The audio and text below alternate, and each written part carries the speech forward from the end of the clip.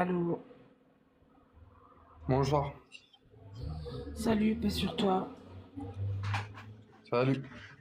Oui. C'est pour répondre à la première question. Ouais, vas-y, je t'écoute. Donc, les apostats ont-ils raison? Bah, moi, je pense que oui. D'accord. Vas-y, bah, je sais pas, explique-moi un peu. Bah, si jamais tu te retrouves dans une croyance, quelle qu'elle soit, que tu estimes qu'elle soit fausse, soit néfaste, soit les deux, qu'est-ce que tu devrais faire? Euh, soit néfaste, soit quoi? Soit fausse, soit les deux. Ouais, mais le problème, c'est pas. C'est que les gens, eux, qui sont dedans, sont persuadés que c'est vrai. Bah, ouais, c'est le problème. Ah, mais toi, t'es pas musulmane? Non, Non? non. Je suis le Ah, je Coran, croyais que mais t'étais je. musulmane, c'est pour ça. Non, je suis le Coran, mais je suis pas Ah, t'es coraniste? musulmane, islam. Oh, j'aime pas ce mot, moi, ça me. Je m'attribue pas de titre en fait. T'es musulmane, mais tu suis pas vraiment les hadiths, quoi. Non, non, je suis pas. Je t'ai dit non. Voilà, moi par exemple, comment je peux me définir? Je crois en Dieu seul, je ne lui associe rien, je crois en ses livres révélés, ses prophètes et messagers, etc. Et voilà, c'est tout. J'ai pas besoin de faire plus en fait, tu vois. Et pour moi, un croyant, ça peut être n'importe qui. Donc, j'ai pas la même grille de lecture, si tu veux, des musulmans et des gens qui se revendiquent d'eux.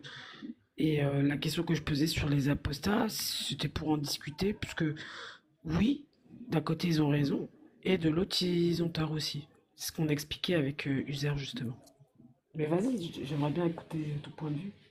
Et toi, et pourquoi du coup ils auraient tort alors?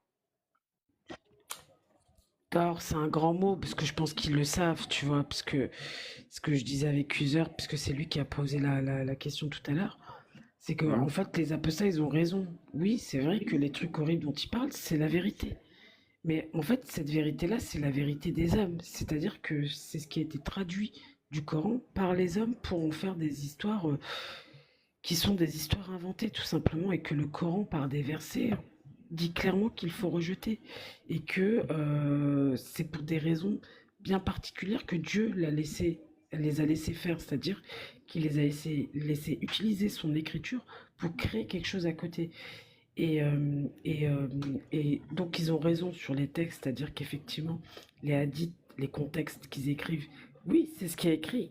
Et c'est ce qu'on fait gober à tout le monde. Et c'est pour ça qu'ils sont tellement devenus euh, idolâtres qu'en fait, ils s'aperçoivent même pas que déjà, t'as pas à suivre un homme. T'es censé suivre la parole de Dieu, même si c'est le prophète, puisque le prophète déjà il n'a pas eu le droit de rajouter quelque chose au Coran, et on sera tous d'accord pour dire que ce ne sont pas ses paroles, ce sont des paroles rapportées. Ouais, en fait, je Ce pense qui que est, tu vas pas au c'est bout une du nuance raisonnement trop. pour les apostats. Hein? En fait, j'ai l'impression que pour toi, les apostats, c'est des personnes qui ont quitté la religion parce qu'ils ont trouvé des choses horribles à l'intérieur. C'est ça? Ah oui, mais c'est parce qu'il y a même pas que ça. Je pense qu'il y a aussi une ambiance qui les a dégoûtés. Tu vois, et moi je suis un peu pareil dans le sens où quand j'ai jaugé des questions concernant la justice, concernant certaines questions, et que j'ai échangé avec des gens, quand j'ai vu que de manière communautaire, ils étaient capables de l'accepter, moi, ça m'a posé un problème. Donc je me suis, par le Coran, détaché du groupe. Ok. Tu vois. En fait, les apostats, j'en suis pas un, moi je suis athée, hein. Mais pour avoir un peu suivi ce qui se passait dernièrement et tout, j'imagine que tu fais référence peut-être tout le groupe de Jack le Fou, entre autres. Quand j'ai écouté leurs témoignages, en fait, eux, ils quittent pas la religion parce qu'il y a des choses horribles dedans. En fait, ça, c'est un élément. En fait, eux, ils quittent la religion parce ils estiment que la religion n'est pas divine. Elle a été écrite par des hommes, ce qui est totalement différent. Je sais pas si tu vois ce que je veux dire. Si, si, j'ai bien compris, mais en fait, si tu veux, moi, je trouve que c'est bien qu'ils dénoncent les textes parce que, en fait, ça secoue les gens qui ne connaissent pas. Et c'est important que les gens se réveillent, puisque pour moi, il y a effectivement une idéologie derrière dangereuse. Je peux même aller plus loin que ce qu'ils racontent, hein. À ce niveau-là, en tout cas. Mais de l'autre, c'est pas vrai, et ils le savent très bien pertinemment, et c'est pour ça qu'ils ne veulent pas faire de débat avec d'autres que des sunnites, parce qu'ils ne peuvent pas appuyer ce qu'ils disent totalement sur le Coran. Parce que, regarde, par exemple, je te donne un exemple. Si tu les suis, tu devrais comprendre. Si, quand ils parlent de, par exemple, la petite fille, les règles, le mariage, ils s'appuient sur le Coran, sur un verset. Sauf que le verset, il parle pas de la petite fille. Le verset, il donne une indication par rapport à la question des règles au niveau de divorce et du fait que tu dois avoir un temps de réserve pour voir si la femme est enceinte ou pas. Eux, ils utilisent les textes pour dire voilà ce que ça veut dire, parce que de toute façon, dans le sunnisme, tu es obligé de suivre ça. Et ils ont raison. Et donc, il crie et il décrit l'idéologie qui est majoritaire, effectivement. Et donc, c'est celle-là qui est la plus nocive, qui sera la plus nocive à long terme. Ça, c'est évident. Il suffit de regarder où c'est appliqué, les cycles que ça produit, c'est tout. C'est même pas une critique humaine, c'est une critique logique, même mathématique en fait. C'est-à-dire que si tu traites mal les autres, tu sais, c'est comme les Chinois quand ils ont dit non, comme dans des endroits, excuse-moi, ils enterrent les petites filles, et ben au bout de quelques années, ils se sont retrouvés qu'avec des hommes, tu vois. Donc il y a des choses qui sont un peu de l'ordre du cycle que tu perturbes ou pas, tu vois. Et par exemple, le Coran, si tu lis ce qui est écrit effectivement sur les femmes, moi j'en ai fait des posts, mais il y a un gros rappel au cerveau des humains, allez, on va dire des humains, pour rappeler que la femme et l'homme, ils sont indissociables.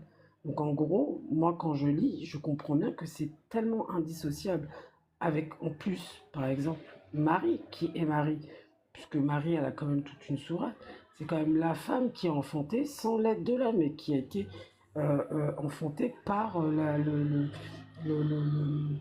comment on appelle ça, par la volonté de Dieu, et c'est à elle qu'il a donné des provisions sans limite. Les provisions sans limite, c'est quoi? C'est la connaissance. Donc, quand on parle de ces faits-là, ça disqualifie leur discours qui dirait que ça vient du Coran, mais eux, ils utilisent les armes de ce qu'ils voient de plus nocif, et je les comprends, de ce fait-là. Et c'est pour ça qu'ils parleront jamais avec des gens qui suivent le Coran, ils veulent pas le faire, parce qu'ils savent très bien qu'on va les ramener par exemple, moi, je peux les ramener à des versets qui disent clairement que les hadiths, c'est mort. T'as pas le droit de les utiliser, tu les ignores. Dieu te dit, je les ai laissés faire, j'ai laissé les ennemis des prophètes, djinns et humains, s'inspirer de paroles fantaisistes afin de créer autre chose. Si Dieu ne l'aurait pas voulu, il ne l'aurait pas fait. Vous les ignorez, eux et leur fabrication. Ceci est pour exposer la réelle conviction de ces gens-là, des gens qui suivent les hadiths. La grille de lecture n'est pas la même, tu vois. Mais après, leur combat, je comprends. C'est, c'est, c'est pas mal. Parce que ça fait le ménage. Ça fait le ménage. Ouais, en fait, le truc, c'est qu'il y a deux choses. Il y a le combat de Jack le Fou, euh, qui est un combat politique. Donc, comme tu le dis, il combat une idéologie dangereuse selon lui, hein, selon beaucoup de monde, notamment en Algérie et aussi en France, hein, présentement. Et après, il y a les apostats. C'est pas pareil, en fait, pour moi, parce que des apostats, déjà, t'en as dans toutes les religions. Et les apostats, eux, en fait, ils croient plus au texte. Et à mon avis, croire qu'ils croient plus au texte parce que t'as des choses horribles dans les textes, je pense que c'est une vision partielle de leur démarche. Eux, vraiment, il y a plein de manières d'être apostat. T'as ceux qui croient plus au texte parce que dans les hadiths authentiques, t'as plein de trucs mauvais qui disent attends, ça peut pas être un dieu qui a écrit ça. Mais il y a aussi ceux qui lisent les textes et qui se rendent compte qu'il y a plein de trucs qui sont incohérentes dans le texte, dans le Coran, etc. Après, c'est leur lecture, hein. Et qui se disent ah bah vu que c'est pas cohérent, ça peut pas être un dieu qui a créé l'univers qui a écrit ça. Du coup, j'ai plus aucune raison d'y croire. Du coup, j'apostasie. Tu vois ce que je veux dire? Mais ils ont le C'est juste droit, ça mais que je ils ont veux le dire. droit. Mais tu sais, je vais te dire une chose, il y a beaucoup de gens qui n'ont pas lu le Coran. Je te promets que le Coran, c'est une... Déjà, ça s'appelle une révélation. Donc déjà, si on commence par ce mot-là, qu'est-ce que ça veut dire? C'est pas une écriture comme tu lis un roman, ça n'a rien à voir. Une révélation, les gens le savent, parce que si tu comprends et que tu commences à entrevoir la question de l'invisible, donc de l'esprit, lors de la lecture, donc l'écriture est un moyen, hein, l'esprit lit, l'esprit comprend, l'esprit prend un sens. Déjà dans le Coran, il y a écrit que les gens en tireront le sens qu'ils en veulent selon leur fond. Et que c'est une révélation qui descend. C'est-à-dire que c'est d'esprit à esprit. Si tu acceptes l'idée que tu es sur un livre qui est une révélation et que tu dois entreprendre son apprentissage à la lumière de Dieu et non pas à la lumière des âmes, le paradigme il change complètement. C'est pour ça que tu as de plus en plus de, comme vous dites, vous, coranistes, mais en fait c'est parce que les gens sont retournés au livre, tout simplement. Ça n'a rien à voir avec une innovation. L'innovation en France, c'est ce que je disais tout à l'heure, avant, il n'y avait pas de voile. Avant, musulman, il faisait ce qu'il avait à faire. Les mœurs étaient beaucoup plus saines qu'aujourd'hui et il y avait moins de paraître.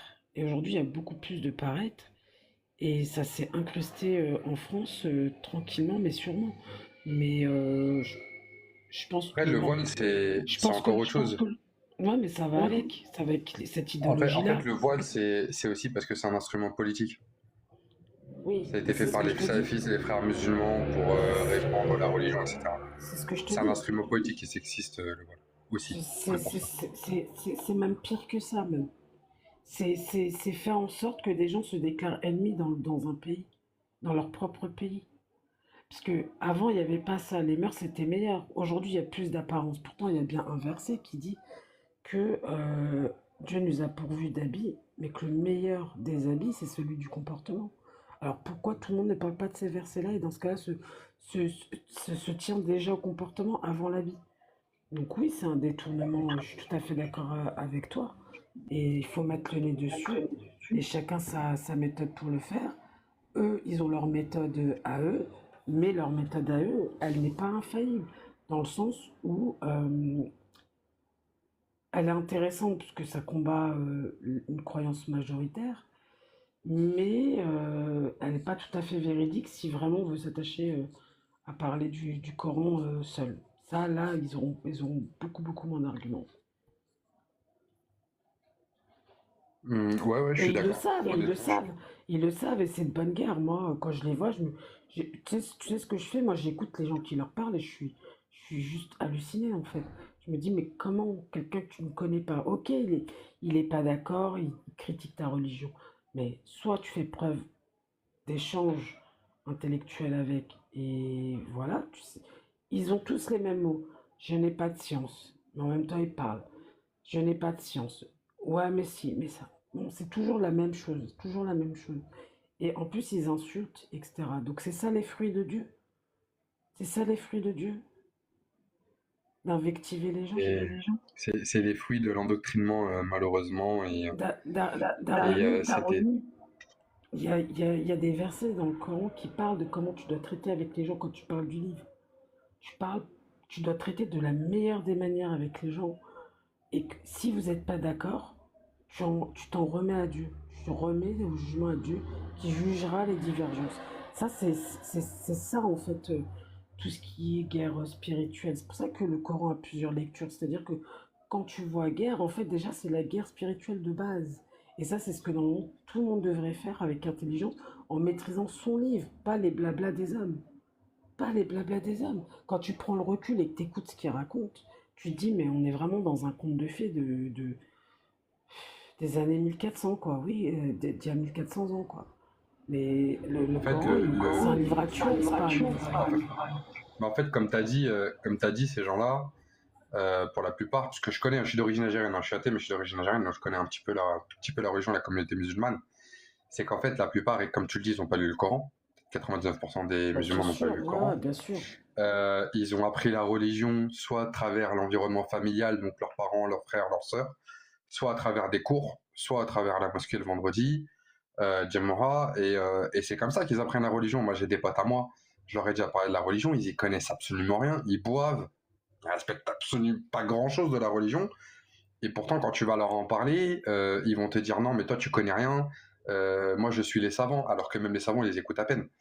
Donc, Mais bien t'as, sûr, c'est du leurre, donc c'est du leurre. c'est tout ce truc-là qui est, Parce c'est qu'il n'y a tout pas de un, sincérité. Tu sais, il y a écrit plusieurs fois de ne pas suivre les ancêtres, de ne pas suivre les parents, et s'ils étaient mal guidés, de se remettre en question totalement, justement, et de pas suivre de manière communautaire, de côté paternel, tes parents.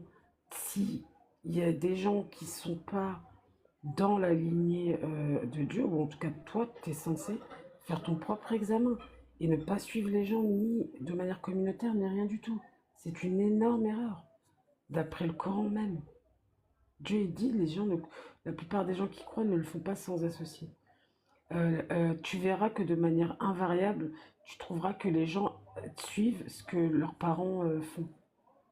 Alors que toi, tu es censé justement réaliser quoi? La prophétie d'Abraham, te débarrasser spirituellement de ta communauté jusqu'à ton père pour ne pas être un adorateur d'idées. Et là, le chemin il commence.